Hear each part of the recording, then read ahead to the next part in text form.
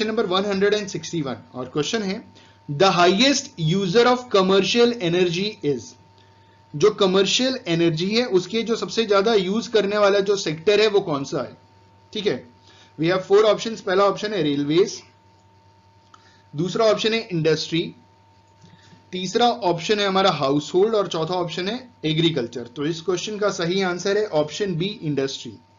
जो highest user है ना कमर्शियल एनर्जी, कमर्शियल एनर्जी का मतलब electricity, basically energy is electricity और कमर्शियल का मतलब प्रॉफिट मेकिंग, तो वो इंडस्ट्री सेक्टर है। Option B is the correct answer. अगला क्वेश्चन है हमारा क्वेश्चन नंबर 162 और क्वेश्चन है हमारा अकॉर्डिंग टू एनएसएसओ सर्वे, जो एनएसएसओ का जो लेटेस्ट सर्वे हुआ था उस हिसाब से अनएम्प्लॉयमेंट के बारे में पूछा जा रहा है। ठीक है, वी हैव 4 ऑप्शंस। पहला ऑप्शन है unemployment rates on the basis of current daily status were same as those on the basis of usual status. दूसरा option unemployment rates on the basis of current daily status were higher than those of the basis of usual status. तीसरा option unemployment rates on the basis of current daily status were lower than those on the basis of usual status.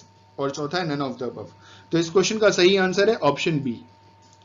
NSSO सर्वे के हिसाब से जो unemployment rate है ना on the basis of current daily status वो high है then those of the basis of usual status. मतलब current daily basis का जो रेट है वो यूजुअल स्टेटस से ज्यादा होता है अनएम्प्लॉयमेंट का। ठीक है, option B is the correct answer for the given.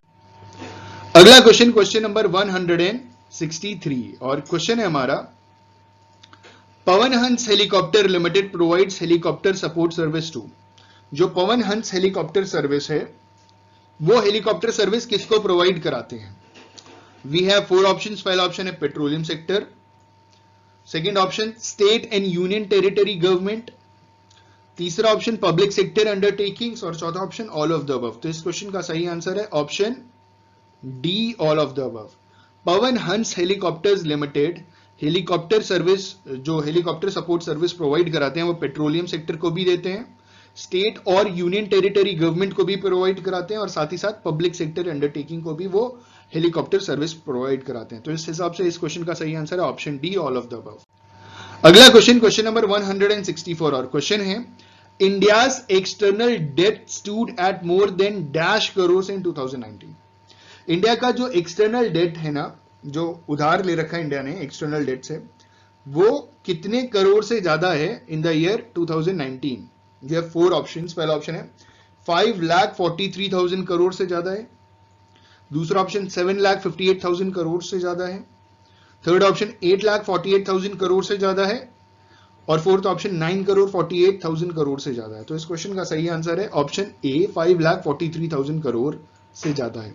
India's external debt stood at more than 5,43,000 crore in 2019। Option A is the correct answer. अगला क्वेश्चन है हमारा क्वेश्चन नंबर 165 और क्वेश्चन है balance of payment consist of. Balance of payment में क्या चीजें आती हैं। We have 4 options. पहला ऑप्शन है balance of current account and capital account, दूसरा ऑप्शन ओनली कैपिटल अकाउंट, तीसरा ऑप्शन ओनली करंट अकाउंट और चौथा ऑप्शन ओनली ट्रेड अकाउंट। तो इस क्वेश्चन का सही आंसर है option a balance of current account and capital account. Balance of payment consist of balance of current account and capital account, option A. हमारा अगला question है क्वेश्चन नंबर 166 और question है हमारा बजट डेफिसिट मींस। जो budget deficit है उसका मतलब क्या होता है। We have 4 options. पहला ऑप्शन है total receipts and total expenditure, दूसरा ऑप्शन है revenue receipts and revenue expenditure, तीसरा ऑप्शन है फिस्कल डेफिसिट माइनस इंटरेस्ट और चौथा ऑप्शन है total budgetary receipts minus revenue receipt expenditure. तो इस क्वेश्चन का सही आंसर है option A total receipts and total expenditure. जो बजट डेफिसिट का मतलब होता है वो टोटल रिसीट्स और टोटल एक्सपेंडिचर होता है।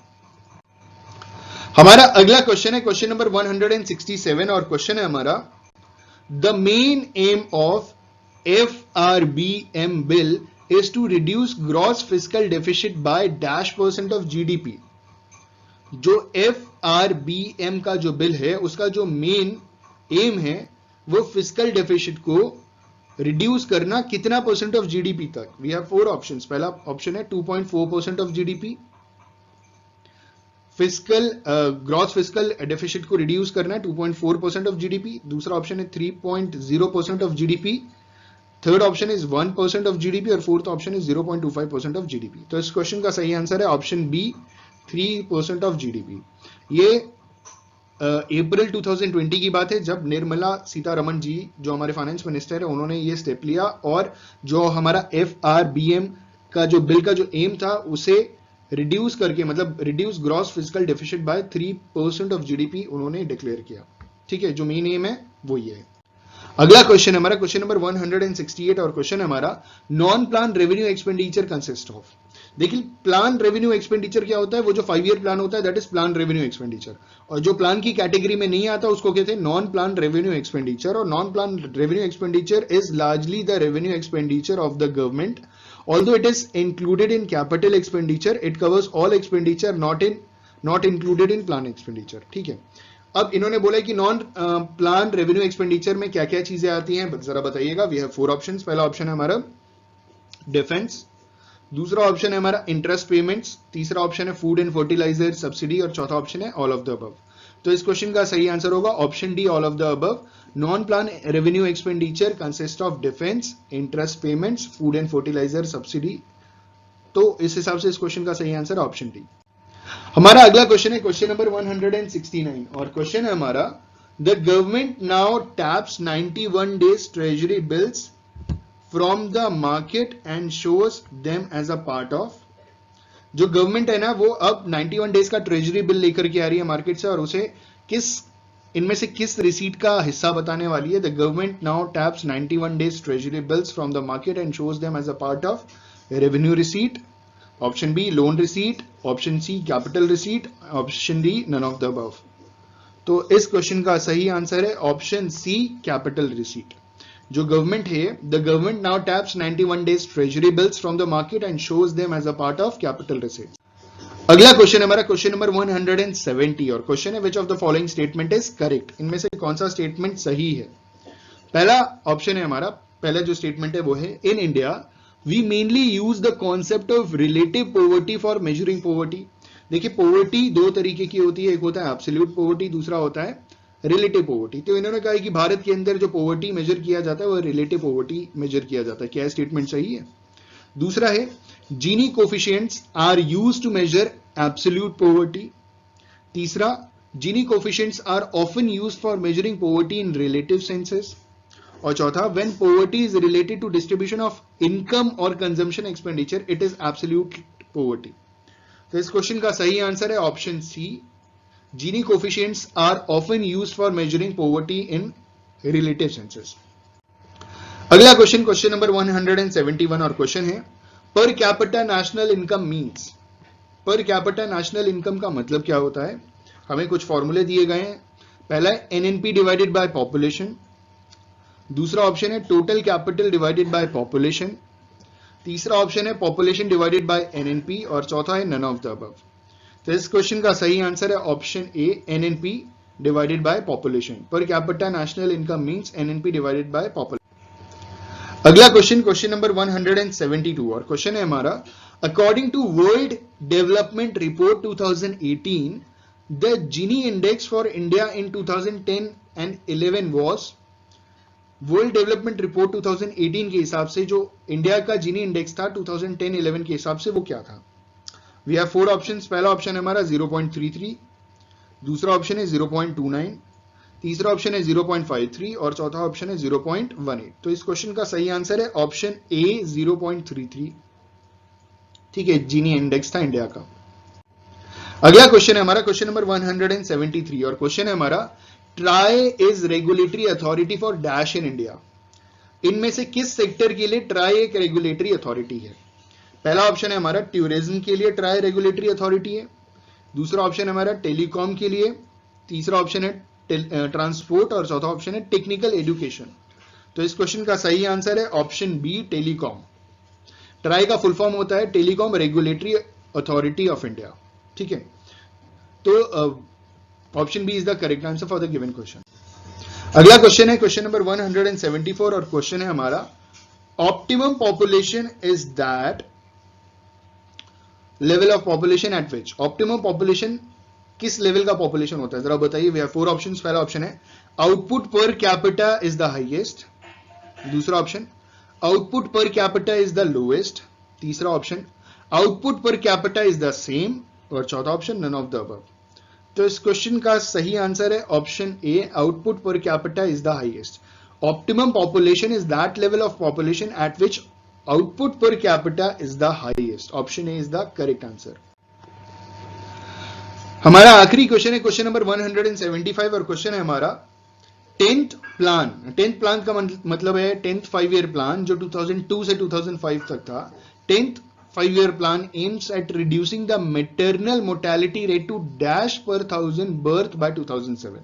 ठीक है, वी हैव 4 ऑप्शंस। पहला ऑप्शन है 5, दूसरा ऑप्शन है 2, तीसरा ऑप्शन है 1 और चौथा ऑप्शन है 3। तो इस क्वेश्चन का सही आंसर है ऑप्शन बी 2। इसको एक बार स्टेटमेंट में पुटअप करके देखते हैं। 10th 5 year plan aims at reducing the maternal mortality rate to 2 per 1000 birth by 2007। जो 10th 5 ईयर प्लान था ना, उसमें एम किया गया था जो मैटरनल मोर्टेलिटी रेट होगा पर 1000 बर्थ के हिसाब से। ठीक है, मैटरनल का मतलब होता है मदर का जो डेथ है ना, मोर्टेलिटी रेट पर 1000 बर्थ पे जो मदर्स की डेथ हो जाती है, 2007 तक उसका एम ये कर दिया गया था कि पर 1000 बर्थ पे ये जो मोर्टेलिटी रेट है इसको पर 1000 पे सिर्फ 2 तक रखना है। मतलब 1000 बच्चे पैदा हो तो उसमें जो डेथ हो वो सिर्फ 2 हो मदर्स का जो डेथ है। ठीक है, रेट इतना कम करना है, रिड्यूस करना है। तो this was our question number 175, और क्वेश्चन है हमारा the main objective of fiscal policy in the developing countries is to. जो डेवलपिंग कंट्रीज है, जैसे इंडिया एक डेवलपिंग कंट्री है, ठीक है, और इंडिया जैसे देश में जो डेवलपिंग कंट्रीज है वहां पे जो मेन ऑब्जेक्टिव होता है फिस्कल पॉलिसी का, वो क्या होता है। We have 4 options. पहला ऑप्शन है प्रमोट इकोनॉमिक ग्रोथ, दूसरा ऑप्शन है mobilise resources for economic growth, तीसरा ऑप्शन है ensure economic growth with equitable distribution, और चौथा ऑप्शन है हमारा ऑल ऑफ द अबव। तो इस क्वेश्चन का सही आंसर है option D, all of the above. कोई भी डेवलपिंग कंट्री होती है तो उसका जो फिजिकल पॉलिसी का मेन ऑब्जेक्टिव होता है वो इकोनॉमिक ग्रोथ को प्रमोट करना भी होता है। इकोनॉमिक ग्रोथ के लिए जो भी रिसोर्सेज हैं उसको मोबिलाइज करना भी जरूरी है। जैसे हमारे फाइनेंशियल रिसोर्सेज हैं, बैंक में जाएगा, फाइनेंशियल इंस्टीट्यूशंस के पास जाएगा और फाइनेंशियल इंस्टीट्यूशंस जनरल पब्लिक को लोन देगा, तो मोबिलाइजेशन ऑफ रिसोर्सेज भी हो गया। और तीसरा कह रहे हैं ensure economic growth and equitable distribution. तो इस क्वेश्चन का सही आंसर है option D, all of the above. हमारा अगला क्वेश्चन है क्वेश्चन नंबर 177, और क्वेश्चन है हमारा suppose income of the consumer is increase by 50% and the demand for the commodity x increase by 20%, what will be the income elasticity of demand for commodity x. ठीक है, suppose कीजिए कि जो consumer है उसकी income 50% बढ़ गई है, उसकी इनकम 50% बढ़ने के साथ साथ एक कमोडिटी है एक्स, उसकी डिमांड भी 20% बढ़ गई है। तो आपको बताना है income elasticity of demand for commodity x. ठीक है, वी हैव 4 ऑप्शंस। पहला ऑप्शन है 0.04, दूसरा ऑप्शन है 0.4, तीसरा ऑप्शन है 4 और चौथा ऑप्शन है -4। इस क्वेश्चन का सही आंसर होगा ऑप्शन बी 0.4। यहां पे जो आपको फॉर्मूला लगाना है वो लगाना है percentage change in quantity demanded divided by percentage change in income. जब आप इस percentage change in quantity demanded को जब आप परसेंटेज चेंज इन इनकम से डिवाइड करेंगे तो आपका जो आंसर आएगा वो आएगा 0.4। Option B is the correct answer for the given question. अगर इस क्वेश्चन में कोई दिक्कत होगा तो आप मुझे कॉमेंट में जरूर बताइएगा, मैं आपको सॉल्व करके पूरा का पूरा क्वेश्चन बताऊंगा। ठीक है, आई जस्ट होप कि आपको दिक्कत ना हो, फिर भी अगर दिक्कत होती है तो आप कमेंट जरूर कीजिएगा। अगला क्वेश्चन है हमारा क्वेश्चन नंबर 178, और क्वेश्चन है हमारा dash depicts complete picture of consumer taste and preferences. इनमें से क्या सही डिपिक्ट करता है, कंप्लीट पिक्चर डिपिक्ट करता है कंज्यूमर के टेस्ट और प्रेफरेंस के लिए। ठीक है, वी हैव 4 ऑप्शंस। पहला ऑप्शन है हमारा बजट लाइन। क्या बजट लाइन डिपिक्ट करता है complete picture of consumer taste and preferences? दूसरा ऑप्शन है हमारा एवरेज कॉस्ट कर्व, तीसरा ऑप्शन है हमारा इंडिफरेंस मैप और चौथा ऑप्शन है हमारा मार्जिनल रेवेन्यू कर्व। तो इस क्वेश्चन का सही आंसर है ऑप्शन सी, इंडिफरेंस मैप जो होता है वो कंप्लीट पिक्चर कंज्यूमर के टेस्ट एंड प्रेफरेंसेस को डिपिक्ट करता है। Option C is the correct answer.